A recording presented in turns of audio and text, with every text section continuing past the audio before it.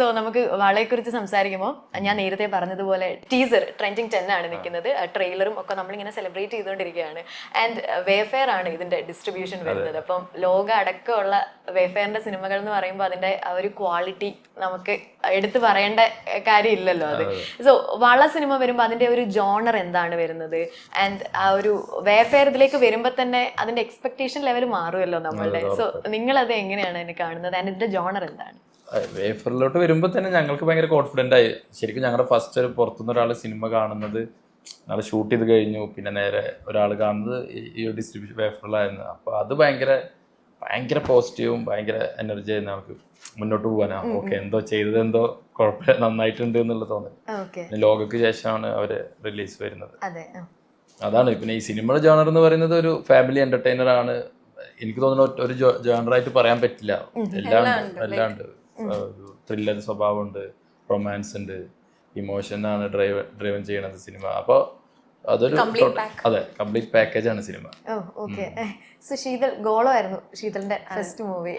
ഗോളം നമ്മൾ പറയണം, നമ്മൾ അത്രയും നമ്മളിങ്ങനെ എക്സ്പെക്ട് ചെയ്തിരിക്കുകയാണ് ഗോളം 2 വേണ്ടിയിട്ട്.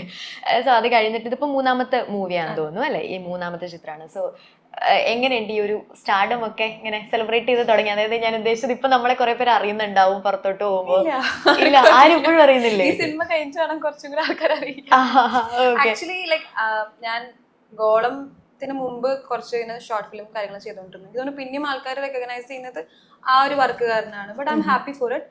ഗോളം ചെയ്യുന്ന സമയത്ത് ആണെങ്കിലും അത് നല്ലൊരു സ്റ്റാർട്ടായിരുന്നു. ആസ് എ ബിഗിനർ നല്ലൊരു പടത്തിന്റെ ഭാഗം. അത് കഴിഞ്ഞ് തെക്ക് വടക്കുന്ന ഒരു പടം ചെയ്തു. ചെറിയ റോളായിരുന്നു അതിൽ ചെയ്തത്. 2024 നോക്കുമ്പോൾ 2025 ഒരു ലീഡ് റോൾ ചെയ്യാൻ പറ്റാന്ന് പറഞ്ഞാൽ വലിയ കാര്യമാണ് എന്നെ സംബന്ധിച്ച്. അതെ അതെ, ഞാൻ അതാ പറയാൻ വന്നത്. സങ്കടം വേണ്ട, ട്രെയിലറിലൊക്കെ ഇങ്ങോട്ട് നിറഞ്ഞു നിൽക്കല്ലേ കുട്ടി. ഞാനതിന് പ്രതീക്ഷിക്കുന്നത് അതുപോലെ ആവട്ടെ എന്ന് വിചാരിക്കുന്നു. ഓക്കെ, ധ്യാൻ ചേട്ടൻ കുറെ പ്രൊമോഷൻസിൽ നിങ്ങളുടെ കൂടെ ധ്യാൻ ചേട്ടൻ ഉണ്ടായിരുന്നു. ധ്യാൻ ചേട്ടൻ എന്ന് പറഞ്ഞാൽ നമ്മൾ ഈ ധ്യാൻ ചേട്ടന്റെ ഇന്റർവ്യൂ ആണ് നമ്മൾ കൂടുതലും ലുക്ക് ഫോർവേഡ് ചെയ്യുന്നത്. അപ്പൊ ഇന്റർവ്യൂലൊക്കെ പറയുന്നുണ്ടായിരുന്നു ചേട്ടൻ എന്തോ ഫൈറ്റ് സീനില് കൈ എന്തോ പറ്റിയെന്നോ എന്തൊക്കെയോ മിക്ക ഇന്റർവ്യൂസിലും പറയുന്നുണ്ടായിരുന്നു. എന്തായിരുന്നു സംഭവം? കംപ്ലീറ്റ് സത്യമൊന്നുമല്ല. അങ്ങനെ എന്റെ ആഗ്രഹം. ആക്ച്വലി അതെന്താ, ഷൂട്ടിന്റെ ഇടയിൽ ഫൈറ്റ് ഷൂട്ടിങ്ങിന്റെ ഇടയിൽ ചെറിയ ടച്ച് വന്നപ്പോ പുള്ളി കൈ കുത്തി വീണപ്പോ കൈ കുത്തിയപ്പോ ബാലൻസ് പോയി കൈ കുത്തിയതാ. അപ്പൊ ചെറുതായിട്ട് ഒരു എല്ലൊന്ന് പൊട്ടി. അല്ല, അതിനകത്ത് ലുക്മാൻ ചേട്ടനുമായിട്ട് എന്തായിരുന്നു? അതായിരുന്നു എനിക്കുള്ള പങ്കതില്. വലിയ പങ്കൊന്നും ചവിട്ടിയ ഞാനാന്ന് മാത്രമേ ഉള്ളൂ. പക്ഷെ അത് ചെറിയ ടച്ച് ആയിരുന്നു. അത് കുറെ പേരുള്ള ഫൈറ്റേഴ്സ് ഒക്കെ ഉള്ള ഒരു ഫൈറ്റ് ആയിരുന്നു. സിനിമയിൽ സ്വാഭാവികമായിട്ട് സംഭവിക്കണം. പക്ഷെ അങ്ങനെ സംഭവിച്ചപ്പോ എനിക്ക് ഭയങ്കര വിഷമം വന്നു. അപ്പൊ ഞാൻ ധ്യാൻ ചേട്ടനെ നേരിട്ട് തന്നെ പോയി കണ്ടു, പറഞ്ഞിങ്ങനെ എനിക്കറിയില്ല അപ്പൊ എന്ത് സംഭവിച്ചു. അപ്പൊ ധ്യാൻ ചേട്ടൻ ഒരു പ്രശ്നം ഉണ്ടായില്ല. പുള്ളിക്ക് സന്തോഷം ഉണ്ടല്ലോ, എനിക്ക് കുറച്ചേരം റെസ്റ്റ് എടുക്കാലോ ഇങ്ങനെ ഷൂട്ട്. അപ്പൊ അത് പുള്ളി അത് കഥായിട്ട് പറഞ്ഞതല്ലോ, ഇവൻ എന്നെ ചവിട്ടി എന്നൊക്കെ അങ്ങനെ പറഞ്ഞു. അതുകൊണ്ട് ഒരു മാസം ബ്രേക്ക് ഉണ്ടായിരുന്നു. അതുകൊണ്ട് പിന്നെ ഷെഡ്യൂൾ ബ്രേക്ക് അല്ല, പടം ഒന്ന് ഷെഡ്യൂൾ ബ്രേക്ക് ചെയ്തു ഒറ്റ ചവിട്ടില്. ഓക്കെ, വേറെ എന്തെങ്കിലും ഒക്കെ ഇങ്ങനത്തെ ഒരു ഫണ്ണി മൊമെന്റ്സ് ഒക്കെ ഉണ്ടായിട്ടുണ്ടോ സെറ്റില്? ധ്യാൻ ചേട്ടനുണ്ട് ഇഷ്ടം പോലെ അല്ലേ? ഏതെങ്കിലും എനിക്ക് ധ്യാൻ ചേട്ടനായിരുന്നു അങ്ങനെ കോമ്പിനേഷൻ സീന് ഉണ്ടായിട്ടില്ല. എനിക്ക് ആകെ ലുക്മാനും പിന്നെ രവിന് ചേച്ചിയായിട്ടൊക്കെ കോമ്പിനേഷൻ സീൻസ് ഉള്ളൂ. ഓക്കെ, കാരണം എനിക്ക് അത്ര എക്സ്പ്ലോർ ചെയ്യാൻ പറ്റിയില്ല. But still it was very fun. Okay, നിങ്ങൾ രണ്ടും കൂടെ ഉള്ള വെഡിങ് ഡാൻസ് ഒക്കെ ഉണ്ടല്ലോ അല്ലേ? ചേട്ടൻ മറ്റേ വെഡിങ് ഡാൻസ് അംബാസിഡർ ആണല്ലോ അല്ലേ? ശീതള് ഡാൻസർ അല്ലേ? സോ എങ്ങനെ ഉണ്ടായിരുന്നു ഷൂട്ട് രണ്ടുപേരും കൂടെ? ചേട്ടന്റെ ഡാൻസ് അടിപൊളിയല്ലേ? അല്ല, ഞങ്ങൾക്ക് ആക്ച്വലി ഷൂട്ടിന്റെ തലേദിവസമാണ് നമ്മൾ പ്രാക്ടീസ് ചെയ്യുന്നത്. ആകെ 2-3 മണിക്കൂർ. നിങ്ങൾ ഭയങ്കര എക്സ്പെർട്സ് ആയതുകൊണ്ട് തലേന്ന് പ്രാക്ടീസ് ചെയ്താൽ മതിയായിരിക്കും. എക്സ്പെർട്സ് പ്രാക്ടീസ് ചെയ്യാതെ കളിക്കാൻ പറ്റില്ല. അപ്പൊ അറ്റ്ലീസ്റ്റ് സമയം ഉണ്ടായിരുന്നില്ല. അതെ, സമയം ഉണ്ടായില്ല. പക്ഷെ ഈ കല്യാണ വീഡിയോ മറ്റേ എന്താണ് മാരേജ് ഡാൻസ് അംബാസിഡർ എന്നൊക്കെ പറഞ്ഞല്ലേ, ആകെ 2 പടത്തിൽ അത് പക്ഷെ ഞങ്ങളുടെ മനസ്സിൽ ഡാൻസ് വെഡിങ് പറയുമ്പോൾ നിറഞ്ഞു നിൽക്കും. അങ്ങനെ കുളിക്കുന്നില്ല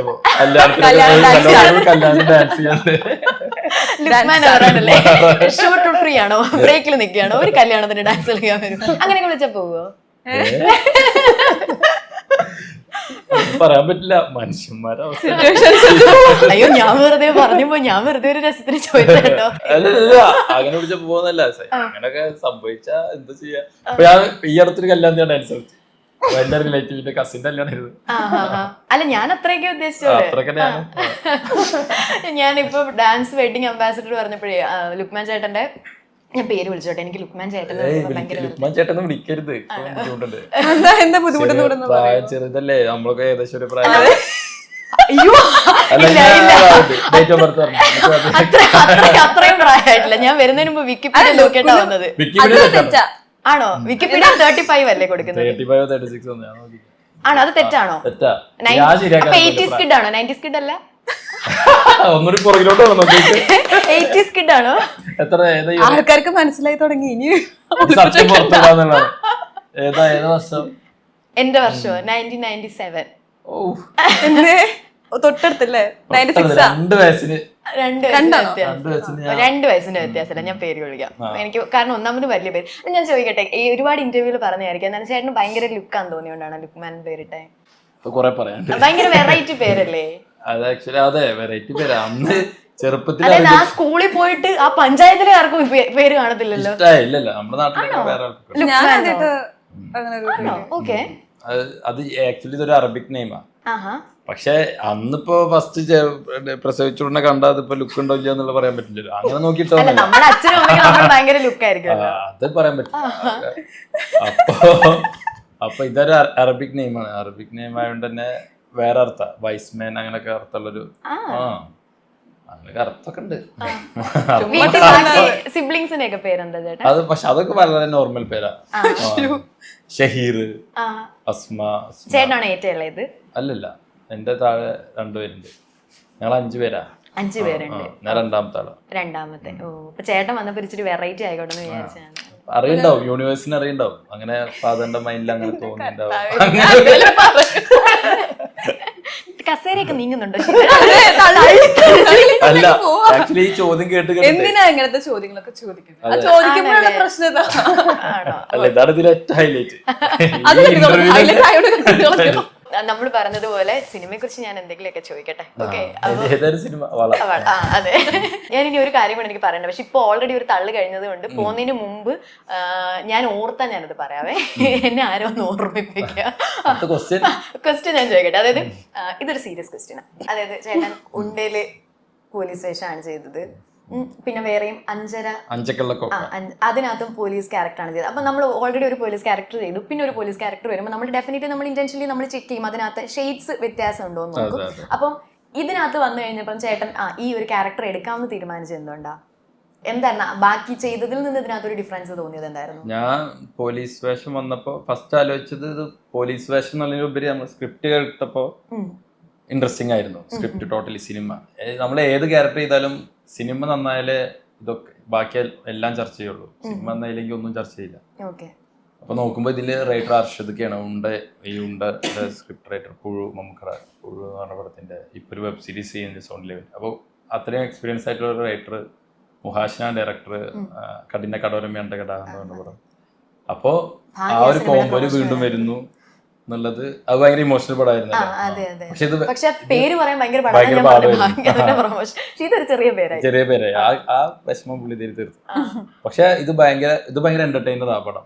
അപ്പൊ അതാണ് എന്നെ ആദ്യം എക്സൈറ്റ് ചെയ്യിപ്പിച്ചത്. അങ്ങനെ ചെയ്ത ഒരാൾ ഇങ്ങനത്തെ ഒരു സിനിമ ചെയ്യുന്നു എന്നുള്ള ഭയങ്കര വ്യത്യസ്തമായ ഒരു പരിപാടി ചെയ്യുന്നു. അർഷദ് കളയിൽ ഒരു സ്ക്രിപ്റ്റ് വരുന്നു എന്നുള്ളത്. പിന്നെയാണ് ഞാൻ അതിനെക്കുറിച്ച് ക്യാരക്ടറിനെ കുറിച്ചൊക്കെ നോക്കുമ്പോൾ പോലീസുകാരനാണ്, 3ാമത്തെ പോലീസ് ചെയ്യുന്നു. പക്ഷെ ഒരിക്കലും ആ പോലീസുമായിട്ട് ഒരു തരത്തിലും ഈ ഭാനുപ്രകാശിന് ഒരു ഷെയ്ഡ്സും ഇല്ല. ഇയാള് വേറെ തന്നെയാണ്. ഇയാളൊരു ഫാമിലി ലൈഫാണ് സിനിമ വളയിൽ മൊത്തം പറയുന്നത് ഭാനുപ്രകാശിന്റെ. ഒരിക്കലും ഒഫീഷ്യൽ അയാളൊരു ജോലി പരിപാടിയൊന്നുമല്ല.